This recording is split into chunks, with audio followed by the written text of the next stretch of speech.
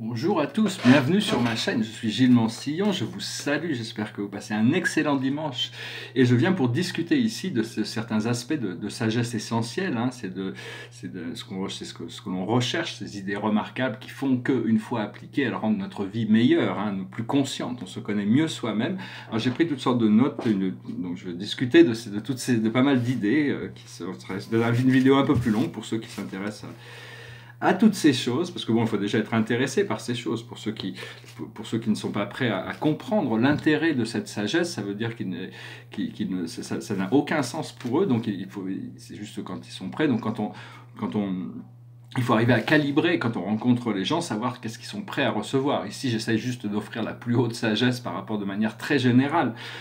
Enfin, il ne s'agit que de mon expérience, de mon point de vue. On a tous eu un point de vue unique, important. Et donc, mais au fur et à mesure, notre vie, notre procédé change tous les jours. Il faut accepter qu'il change. La plus haute sagesse pour nous aujourd'hui, c'est les ressources. Alléluia. Merci. Il faut arriver à... pas arriver, c'est les ressources. Il faut se comprendre qu'on a besoin de toutes ces ressources. Il faut avoir la foi, il faut avoir confiance. Personnellement, hier, j'ai eu une journée un peu difficile, mais c'était juste ma foi qui pouvait être testée, mais je ne peux pas douter que l'univers va m'apporter une situation gracieuse pour pouvoir continuer mon programme d'évolution. Ce que l'on doit faire, c'est comprendre, c'est l'action. Quelle est l'action que l'on doit faire? Ce que l'on doit faire, l'action, c'est comprendre l'action. Ce que l'on doit faire, c'est les responsabilités. Il faut assumer les responsabilités de notre âme, de notre plan de vie, de nous-mêmes, et par rapport à notre destinée. Et le message général pour nous, c'est la co-création avec l'univers, le partnership, le fait de pouvoir co-créer, de savoir que bon, il y a toujours comment la vie fonctionne. Alors voilà, je vais discuter un petit peu.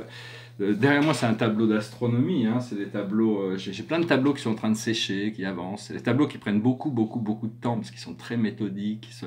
Puis il y a quand je les crée, il y a une grosse part d'inconnus. Je ne vois pas comment quelqu'un, moi-même ou quelqu'un d'autre, pourrait vraiment faire une copie fidèle à mes tableaux parce le procédé utilisé est tellement. Il y a beaucoup d'inattendus, beaucoup de choses qui ne sont pas contrôlées par le.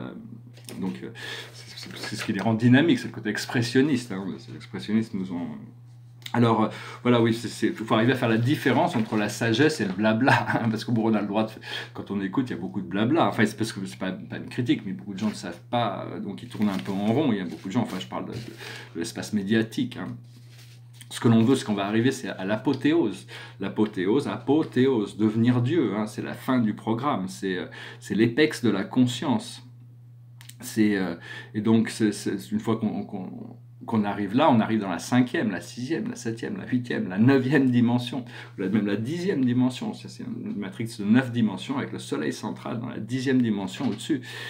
Et comprendre qu'on est le Göstat. Göstat, c'est un mot allemand qui est utilisé en anglais, mais en français, je crois qu'il y a, je sais pas, peut-être un mot, si vous le connaissez, laissez-moi un commentaire. Göstat, c'est le Göstat, c'est-à-dire qu'il y a plein d'éléments qui flottent et qui ne fonctionnent pas ensemble. Et puis, il y a un nouvel élément qui arrive, qu'on appelle le Göstat, et grâce à cet élément, tous les éléments fonctionnent ensemble. Un peu la sagesse, c'est un peu le Göstat de la philosophie. C'est ce qui fait fonctionner les choses. Personnellement, bon, je veux des interventions de Dieu dans ma vie et des anges. Je ne veux pas vivre sans cet espace de magie, bien que je sois certains côtés épicurien. Je suis beaucoup plus stoïque dans la conscience de croire en la providence, parce que Épicure ne croyait pas en la providence. Et donc, j'essaie des fois, par rapport à toutes ces idées, de les relayer par rapport à des philosophes. Hein. Je n'essaie pas ils ont tous eu des idées remarquables, c'est pour ça qu'on s'est souvenu d'eux. Et donc il faut croire en les lois de la providence, en l'intervention divine. Tous les jours dans notre vie, Dieu fait de nombreuses choses que l'on ne sait pas. Moi, je ne peux que remercier Dieu pour toutes les petites choses qu'il fait pour moi. Des petites que je suis conscient, puis peut-être qu'il fait des grosses choses que je ne suis pas conscient, parce que bon, il y a la loi de cause à effet. Mais Dieu a sa conscience de pouvoir de faire que les choses se passent mieux quand on rentre dans cette conscience. Et savoir que Dieu, c'est la seule véritable éternité et infinité. Hein. Pour tous les autres, c'est un acte de foi. Parce que bon, on existe tous, il n'y a que Dieu qui connaît Dieu. Et bon, si on existe dans cette infinité, c'est parce que Dieu l'a voulu comme ça. Dieu, source, la vie, l'âme, tout ça, c'est en réalité, une fois qu'on trouve l'âme, on a tout trouvé. Enfin, ces choses sont différentes, sont des niveaux différents, parce que l'âme est on est tous créés comme des âmes éternelles et divines, complètes, à l'égal de Dieu, mais c'est intermédiaire entre l'esprit cosmique, hein, le Allah, One, qui est celui qui est tout, et l'un qui est tout, et la conscience mortelle. Donc l'âme, c'est une fois qu'on trouve l'âme, on trouve tout le reste. Hein, donc c'est se connecter, apprendre à développer ce discours intérieur avec notre âme. Qui c'est notre âme? C'est nous-mêmes. Donc c'est pas très difficile. Même notre présence je suis, c'est nous-mêmes. C'est les parties plus vraies de nous-mêmes. Donc c'est des parties de nous-mêmes qui nous connaissent mieux que nous nous connaissons nous-mêmes. Donc il y a aucun, ça devrait pas être trop dur de développer cette communication entre ce moi et moi, hein. Donc c'est quelque chose sur lequel on travaille. Je voulais saluer un maître et ami, Tot, qui vient me montrer des choses, hein, et on continue à travailler. Je travaille avec beaucoup de personnalités dans le monde spirituel. Hein. Oui, ouais, bon, je vais peut-être faire une petite pause. Non, mais je ne sais pas si je vais faire en plusieurs parties ces vidéos, non, je vais continuer de toute manière un petit peu. Je voulais dire, à l'origine, moi, dans le monde d'où on vient, on n'aurait jamais pensé, on n'a pas besoin de bouger, on n'a pas besoin d'agir, on n'a pas besoin, si Dieu ne nous avait pas parlé de l'univers, on serait toujours là où on est toujours, d'ailleurs, là où on est, mais je veux dire, il n'y a aucune action qui est nécessaire, on est connecté à tous les circuits du paradis. Et donc, il n'y a jamais de question au-delà de tout ce qui se passe, de tout ce qui est. Cela dit, un jour, Dieu est venu et nous a parlé du samsara. Et donc, on a fait une expérience, on a décidé de participer. Et donc, il y a eu une séparation de la conscience. Moi, je n'ai pas ces connexions du paradis, je connais cette origine, mais je n'ai pas retrouvé encore ces connexions, parce qu'il faut que je refasse le retour complet. Mais je sais que par rapport à ma demeure au paradis, je ne peux jamais la quitter, j'y serai toujours. Quoi qu'il se passe ici, en réalité, c'est dans ma tête là-bas que ça se passe. Hein. Et donc, et on a toute cette vallée, on est les gardiens d'une immense vallée, et avant que... Au début de l'univers, il n'y avait absolument rien, c'est juste une immense vallée, c'est un peu comme un désert. Hein.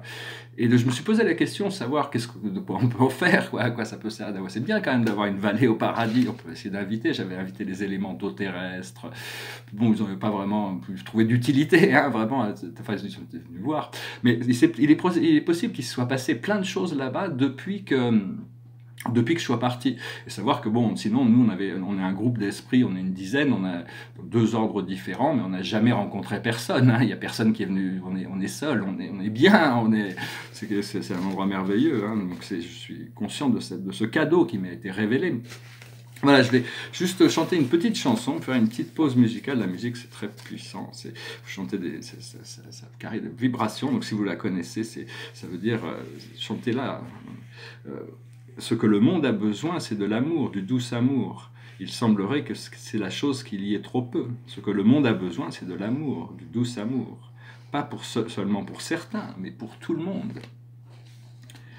What the world needs now is love, sweet love. It's the only thing that they're just too little of. What the world needs now is love, sweet love. No, not just for some, but for everyone.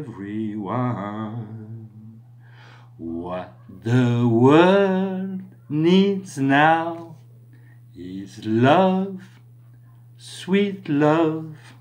It's the only thing that they're just too little of.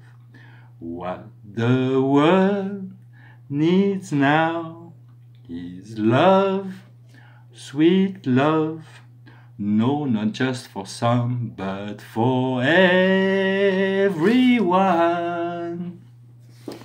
C'est une chanson de Burt Bacharach. Moi, je l'ai découvert avec Austin Powers. C'est un film très très drôle. Il n'est pas très bien traduit en français, mais il est extrêmement drôle. J'ai beaucoup aimé ce film.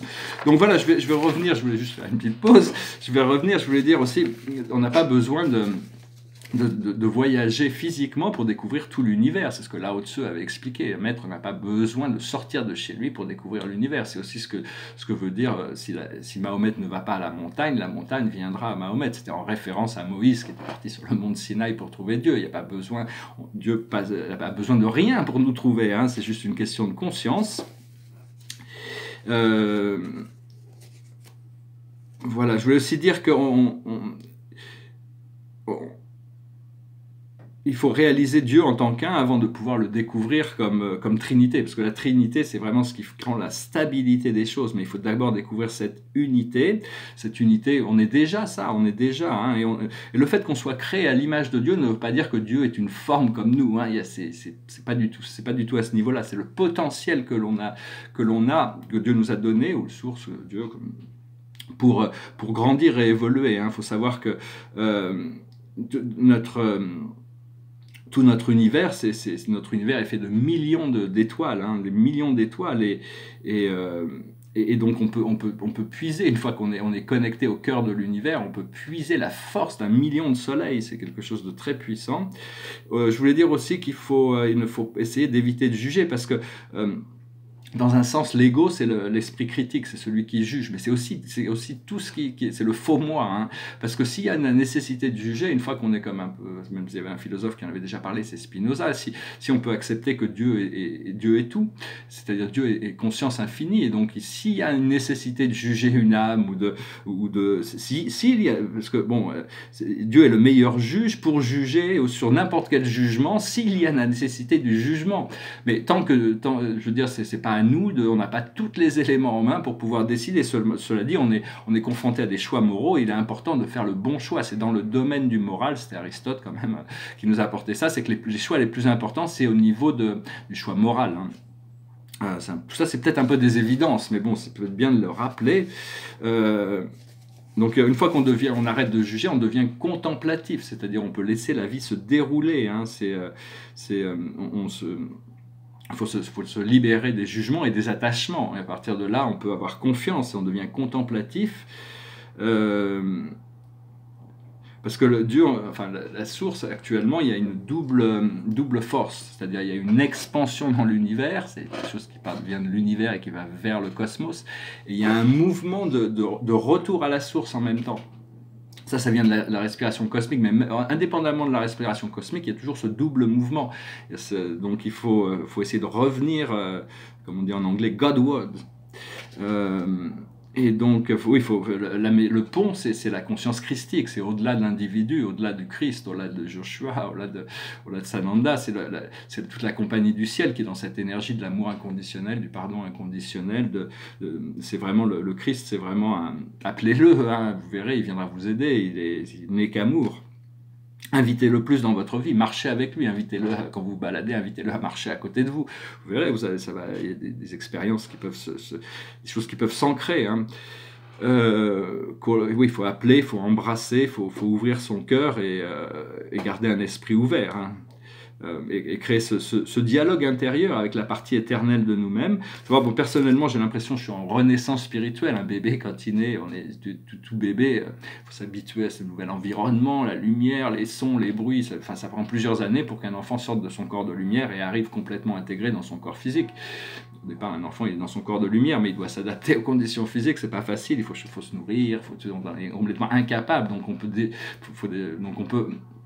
peut se nourrir du prana dans l'air, parce que dans l'air, il y a toute cette lumière amour de Dieu, mais on n'est pas conscient, donc on respire inconsciemment. À chaque fois qu'on respire, on sait, on visualise ce prana, cette lumière, cet amour divin, on prend conscience de cet amour divin qui rentre dans notre corps, et on peut, en soufflant, on expire le stress, ou on expire la création, l'amour, si on n'a pas de stress. Mais ce que je veux dire, de respirer consciemment et de visualiser qu'à chaque de l'oxygène, c'est quelque chose de merveilleux, c'est quelque chose d'extraordinaire, et donc à chaque fois que l'oxygène vient dans notre corps, il nous nourrit, et le jour où on sera pleinement conscient de on pourra s'immerger dans ce prana, on pourra se passer de nourriture, d'eau, de dormir, on sera complètement... C'est un nectar, dans un sens, il y a beaucoup d'accès au nectar d'immortalité, mais il y a toutes sortes de techniques. Une autre technique pour accéder, c'est peut-être un peu compliqué, mais quand on fait de la méditation, je t'écris la technique plus tard, c'est qu'il est toujours bien de recourber sa langue vers l'intérieur, ça renvoie l'énergie qui est montée derrière, parce que l'énergie, a priori, elle s'élève à travers la colonne vertébrale jusqu'à la couronne, et après elle retombe dans la bouche, sous forme de nectar. Il faut d'abord qu'elle soit montée avant qu'elle puisse redescendre. Et au fond de la bouche, on a une petite poche. Et quand un bébé est dans le ventre de sa mère, il a la langue dans la poche, il est nourri par ce nectar. Et quand on naît, la langue sort. Mais si on peut remplir la poche de nectar grâce à notre transmission, le nectar, une fois qu'il déborde, il retombe dans la bouche de toute manière. Mais c'est pas facile de remettre la langue dans cette poche. Je sais pas si vous avez déjà fait cet exercice, c'est pas facile du tout. Mais enfin, juste l'intention de tourner, de courber, de garder la langue incurvée, comme dans la méditation, ça complète assez bien l'énergie. Donc voilà, on est en train de renaître dans ces nouvelles matrices de lumière. Hein. C'est bien d'utiliser notre imagination pour faire cette expansion dans la lumière, dans la 4e dimension, mais quand on va découvrir la 5e dimension, la lumière et l'univers de la lumière est beaucoup plus beau, beaucoup plus magnifique, beaucoup plus brillant, beaucoup plus riche que tout ce qu'on aura pu imaginer. Hein. Donc, mais ça ne veut pas dire qu'il ne faut pas utiliser notre imaginaire pour travailler... Voilà, je vais tirer quelques cartes avec, on va voir, pour le tarot des anges. Je vais essayer de faire cette vidéo un petit peu plus longue aujourd'hui. J'espère que vous trouverez ça intéressant de continuer à travailler sur ces choses. Parce qu'il faut travailler, mais il faut que ça soit drôle. Il faut pouvoir s'amuser. Il faut pas, c'est parce que d'apprendre des choses, quand on cherche, faut que ce soit des choses qui soient stimulantes. Alors dans le passé, c'est la droiture. C'est l'alignement avec cette droiture. Pour moi, là, c'est le jugement, c'est l'équilibre, la balance qui arrive. Et ce qui vient dans le futur immédiat, c'est le réconfort. Pouvoir se réconforter, on peut respirer, on peut avoir l'esprit tranquille aussi. Il y a plein de choses qui ont besoin. Il y a toutes sortes d'aspects de notre vie qui ne sont pas dans le plus haute expression. Donc il faut avoir confiance, de lâcher prise sur ces choses, se concentrer sur de nouvelles choses qui pourraient être voulues pour pouvoir les accepter et croire suffisamment qu'elles sont déjà là, enfin qu'elles sont prêtes à arriver. Au plus on est prêt, au plus on est dans la gratitude, on peut passer dans l'état de réceptivité. Les choses sur lesquelles on travaille, c'est la générosité. On doit apporter le meilleur service, être le plus généreux possible, tout en restant intelligent dans notre ministère, que ce soit dans la connaissance ou par rapport aux choses matérielles. Et ce qui arrive dans le futur, c'est une carte magnifique, c'est le courage. Et le courage, au plus on a de courage, au plus notre compassion et notre lucidité grandissent. C'est 3 choses qui sont intrinsèquement connectées. Le courage, ça veut dire la perfection du caractère. Ça ne veut pas dire autre chose. Ça veut dire la perfection du caractère. Au plus on a de courage, au plus les actes de courage sont nombreux, au plus notre amour se développe, notre compassion grandit et notre lucidité grandit. Et c'est pareil, au plus notre méditation, notre lucidité grandit, au plus ça va encourager des actes de courage et de compassion, et au plus on devient compassionnel, au plus notre lucidité et courage devient une certaine nécessité. Donc voilà, je vais peut-être chanter une autre petite chanson sur l'amour. L'amour est réel, l'amour est vrai, l'amour c'est un sentiment, l'amour c'est un désir d'être aimé. Voilà, juste pour faire une petite pause musicale, chantez avec moi si vous la connaissez, c'est toujours bien de chanter. Love is real, real is love. Love is feeling, feeling love. Love is wanting to be loved. Love is touch, touch is love. Love is reaching, reaching love. Love is asking to be loved. Love is you, you and me. Love is knowing we can be. Love is free. Free is love. Love is living, living love. Love is needing to be loved. Voilà, très belle chanson de John Lennon. Donc voilà, je vais quand même continuer avec, je voulais expliquer, enfin vous expliquer, je ne fais qu'approcher et rendre des sujets, je ne peux pas, c'est des sujets qui sont très très vastes, et donc c'est juste approcher des idées qui nous permettent d'ouvrir la voie vers la possibilité d'exploration personnelle. C'est de comprendre que toutes les timelines les lignes temporelles ont été créées par des êtres supérieurs, des intelligences supérieures qu'on appelle des seigneurs du temps, en coordination avec les Elohim, les créateurs, et les dieux créateurs. Et donc tout ça, c'est savoir qu'on est les maîtres du temps, c'est nous-mêmes qui sont en charge de tous nos programmes. Hein. On ne doit plus subir la vie, on doit prendre conscience qu'on a les moyens de tout changer, tous les aspects de notre vie. Faut arriver à accepter tous les aspects de notre vie. and, et j'ai marqué là, ouais. Oui, donc ça, j'en ai déjà parlé. Excusez-moi, j'ai pris beaucoup de notes et je voulais juste... Et donc, bon, savoir aussi que tout le monde a un moi supérieur. Hein, tout le monde, même les êtres les plus sombres, ils ont tous un moi supérieur qui est une âme divine, éternelle, parfaite et plein d'amour. Et on a tous une monade. Bon, seulement, ils sont impliqués dans des programmes qui sont beaucoup plus difficiles. Hein, des programmes de pouvoir, pouvoir sans conscience, sans sagesse, sans amour. Ça crée des répercussions qui sont éternelles. Hein, tout ce que l'on fait dans le temps, ce miroir dans l'éternité, hein, comme Dante, dans sa Divine Comédie, nous avait montré. Donc, c'est savoir aussi qu'on a une monade, une famille d'esprits qui bougent, c'est des êtres divins, éternels, comme notre âme est un être éternel et divin, mais on est connecté à tout un groupe, une puissance d'âme dans la 8e dimension, qui est notre monade, et donc il faut accepter le flow, il faut essayer de s'ouvrir à cette monade. C'était un philosophe que j'aime beaucoup, je ne connais pas très bien, mais j'aime beaucoup, c'était Leibniz, c'était au XVIIe siècle, c'était un philosophe, il avait inventé le système binaire, qui a fait les ordinateurs après l'informatique, mais il avait découvert la monade, c'est-à-dire il se reconnaissait comme l'avocat de Dieu, c'est comme ça qu'il s'appelait. Bon, Dieu n'a pas besoin d'avocat, mais il a besoin de conscience, hein, de prendre conscience, de comprendre comment les choses fonctionnent, et donc on n'a pas les clés absolues, mais on doit se servir des miroirs pour pouvoir continuer à s'éduquer et grandir dans notre réalité.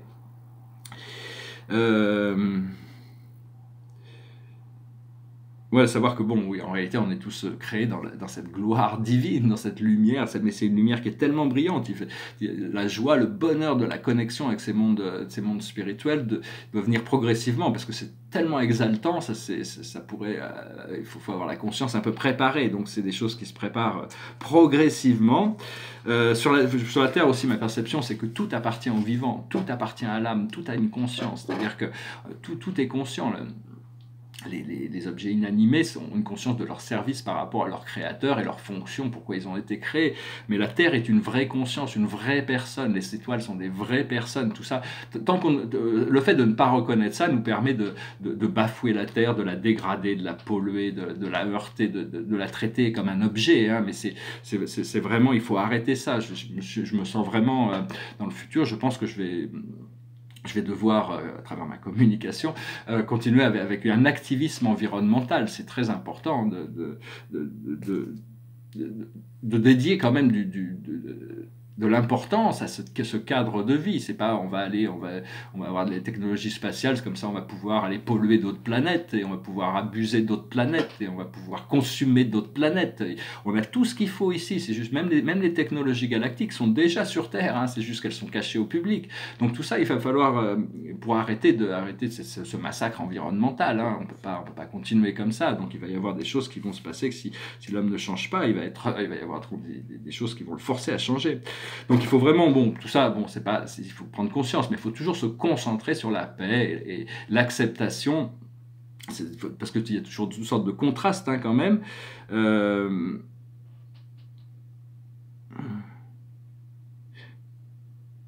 Oui, l'univers a été créé par la vie, hein. Tout a été créé par la vie, ce que on ne sait pas, mais on devrait bientôt l'apprendre. Enfin, pour ceux qui sont croyants, c'est plus facile peut-être, mais que tout vient de la vie, et la vie a créé cet univers pour l'expérience de la vie, pour qu'il y ait des créatures qui puissent avoir des expériences de la vie, et s'oublier pour se retrouver, pour se reconnaître comme cette vie unifiée, pour apprendre, pour grandir. Et bon, pour le moment, on est dans le fini incomplet, c'est-à-dire on est dans le temps et l'espace, le monde du relatif. Et à la fin, une fois qu'on a réalisé le vrai, le beau, le bien, on retourne au fini complet, c'est-à-dire le temps et l'espace se complètent, c'est le suprême. Mais au-delà du suprême, il y a l'ultime, il y a l'absolu, il y a l'infini. Donc c'est juste un début, mais toutes les fins marquent un nouveau début, mais grâce à l'infinité de la source, il n'y aura jamais de véritable fin à l'expérience. On ne peut pas trouver une fin, parce que toutes ces choses sont extrêmement mystérieuses, c'est les mystères de la vie. Et savoir que Dieu... Oui, la connexion avec notre source, d'un point de vue physique, géographique, c'est très très loin, parce que Dieu existe dans un univers invisible, au centre de l'univers des univers, pas très très loin de nous au niveau cosmique, mais enfin ça représente quand même énormément d'espace, donc on peut tourner nos pensées, mais il est aussi au centre du cœur. Et c'est pas vraiment une question de distance géographique, c'est une question de fréquence, parce que la vérité de cette intelligence infinie a toujours été là. Et sera toujours là.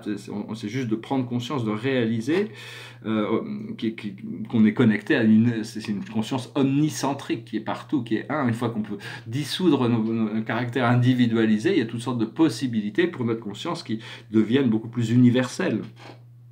Et en réalité, la volonté est infinie pour lutter contre notre faux moi. C'est juste qu'on n'arrive pas, on est omnibulé par certaines choses, on a des ombres, on n'arrive pas à complètement canaliser. Et on va passer du temps linéaire, parce que le temps linéaire, dès qu'il y a une erreur, c'est très grave quand on fait des erreurs dans le temps linéaire. Mais une fois qu'on vit dans la réalité quantique, quand on fait une erreur, c'est pas grave, on peut toujours la corriger puisque c'est quantique. C'est la 4e dimension. On va arriver dans un espace beaucoup plus agréable, beaucoup plus solide, dans un sens où on va pouvoir, bien que la 4e dimension soit pas vraiment solide, c'est une dimension circulaire ou de potentialité, mais qui se trouve sa résolution dans la 5e dimension. Et donc le temps n'existe pas, le temps existe dans la 3e, 4e dimension, mais pas dans la 5e. On retrouve le temps dans la 6e, on le perd dans la 7e, on le retrouve dans la 8e, dans la 9e, puis on le perd dans la 10e. Enfin, c'est pas qu'on le perd, c'est qu'il y a des dimensions qui sont connectées aux lignes temporelles, d'autres qui ne le sont pas. On va découvrir toute cette matrix, c'est quelque chose d'extraordinaire. Oui, je parlais par rapport aux activismes environnementaux. Moi, je trouve ça assez scandaleux. Pas scandaleux, parce que bon, on vit sur Terre, mais le fait de voir des dauphins dans des piscines, mais je trouve ça, si j'avais le pouvoir politique, je les libérerais, j'interdirais ces parcs. Ces dauphins, les cétacés sont des êtres galactiques qui sont là pour servir l'humanité, enfin, servir la planète surtout, pas l'humanité, mais la planète avec cette fréquence de la 5e dimension, surtout les baleines, les dauphins. Et donc il faut les traiter comme les hommes. Hein. Ils ont la même dignité spirituelle que les hommes. C'est pas des animaux. Hein. Et le fait de les emprisonner comme ça, ils arrivent quand même à garder leur joie de vivre malgré le fait. Mais bon, ils ont besoin de liberté, ils ont besoin de s'exprimer, ils ont besoin de. Enfin, moi, c'est ma vision. Hein. Après ça. Donc voilà, je vais tirer quelques cartes. Je voulais dire, quand on rentre dans la gratitude et l'appréciation, ça nous centre sur le moment présent. Hein, c'est-à-dire, on n'est plus dans la projection, et donc on se centre. Je voulais aussi remercier tous ceux qui sont en train celles et ceux qui sont en train de m'aider pour publier mon livre. J'espère, je voulais vous remercier aussi. Bon, ceux qui veulent chercher à acheter des tableaux, vous pouvez aller voir sur Instagram. Hein, et envoyez-moi un message. Hein, tous les tableaux ne sont pas disponibles, mais enfin bon, j'en ai présenté beaucoup là-bas. Alors je vais tirer pour finir quelques cartes. La plus haute sagesse pour nous par rapport à la cache, c'est les leçons et les bienfaits. Ce que l'on doit comprendre, c'est les arts. Ce que l'on doit faire, c'est le transport. On doit se laisser transporter. Et le message général pour nous, c'est le Père. C'est trouver la communion avec la source, pouvoir se laisser guider, se sentir conforté dans tout ça. Donc il y a toutes sortes de nouvelles réalités qui arrivent. Bon, j'ai été un peu plus long que d'habitude. J'avais pas mal de notes dont je voulais parler. Et donc je vais finir avec je vais refinir encore avec une chanson française. C'est une chanson de Michel Polnareff. Qu'on soit béni ou qu'on soit maudit, on ira, toutes les bonnes sœurs et tous les voleurs, toutes les brebis et tous les bandits, on ira tous au paradis. On ira tous au paradis, même moi. Qu'on soit béni ou qu'on soit maudit, on ira avec les saints et les assassins, les femmes du monde et puis les putains, on ira tous au paradis. Ne crois pas ce que les gens disent, c'est ton cœur qui est la seule église. Laisse un peu de vague à ton âme, n'aie pas peur des couleurs des flammes. On ira tous au paradis. Qu'on croit en Dieu ou qu'on n'y croit pas, on ira. Qu'on ait fait le bien ou bien le mal, on sera tous invités au bal. On ira tous au paradis, même moi. Voilà, c'est passé par la tête. Bon, c'est ça, on peut se retrouver là-bas de toute manière. Moi, je vous ai tous invités. J'ai cette grande vallée. Je ne sais pas encore ce que je vais en faire. Je n'ai pas vraiment eu l'occasion de. J'ai pas vraiment de nécessité pour le moment. C'est ma vie terrestre qui m'intéresse. Et donc, voilà, donc restez bien centré, parce que savoir que peu importe où vous allez, c'est là où vous êtes. Donc amenez votre centre avec vous, hein, emmenez votre source avec vous, emmenez vos guides avec vous, soyez conscients, et de partout où on va, ils sont là. Hein, voilà, j'espère que cette vidéo a été intéressante. Je vous souhaite une merveilleuse journée, et puis j'espère que que des choses merveilleuses se préparent, se présentent et se reçoivent tous les jours. Au plus on est prêt, au plus les choses arrivent vite. Hein, donc voilà, on est dans la prière, dans la gratitude et l'appréciation pour toutes ces merveilles. Et je vous remercie pour tout, votre lumière, votre amour, votre partage de cette expérience de spiritualité sur Terre. On est tous très importants pour assister la planète dans son évolution. Voilà, je vous dis à bientôt. Namaste. Blessings.